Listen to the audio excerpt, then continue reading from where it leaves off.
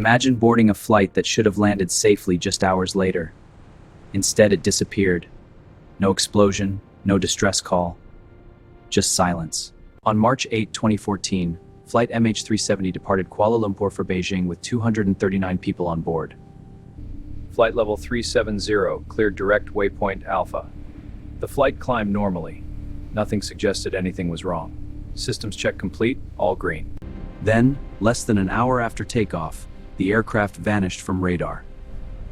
Control to aircraft, respond immediately. Still nothing. Contact any neighbors, sirs. No emergency signal from either. Try all channels again. No mayday, nothing. Flight MH123 from London Heathrow has landed at gate C11. Family did longer, but the passengers never arrived. This is a Breaking news alert. Flight MH370 is missing. We are live from the airport. Within hours, the disappearance became global news. What followed became one of the largest search operations in human history. But finding one aircraft in an ocean this vast would prove almost impossible. As the hours passed, countries across Southeast Asia launched an unprecedented search. Ships, aircraft, and helicopters raced toward the aircraft's last known location. The search area covered thousands of square kilometers. Every passing hour reduced the chances of finding survivors. But despite an enormous effort, nothing was found. No wreckage, no life rafts, nothing. Then investigators discovered something unexpected. Although radar contact had been lost, the aircraft had continued communicating with satellites. Satellite data suggested the aircraft had changed course, flying for several more hours after disappearing from radar. This revelation shocked aviation experts. The mystery had suddenly become far more complicated.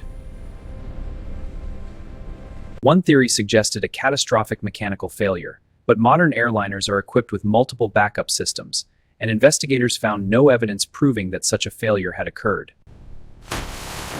Another possibility was sudden cabin depressurization. If the crew became incapacitated, the aircraft might have continued flying on autopilot until fuel was exhausted. Investigators also examined whether the aircraft's change in course had been intentional. Several possibilities were explored, but no single explanation has ever been conclusively proven. With every new clue, more questions emerged. Instead of solving the mystery, investigators found themselves facing an even greater one.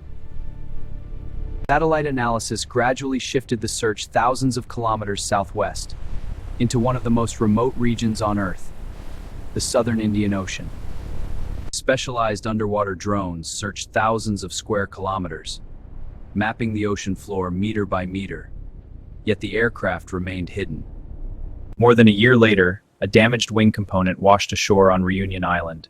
Experts confirmed it belonged to Flight MH370. It was the first undeniable piece of evidence. Over the following years, additional pieces believed to be from MH370 were discovered along African coastlines and nearby islands. But the aircraft itself was never found. Behind every investigation were families still waiting. Waiting for answers. Waiting for closure. After years of searching, the official underwater search was suspended. One of history's largest investigations had reached its end, without solving the mystery. Somewhere beneath these waters, the final answers may still lie hidden.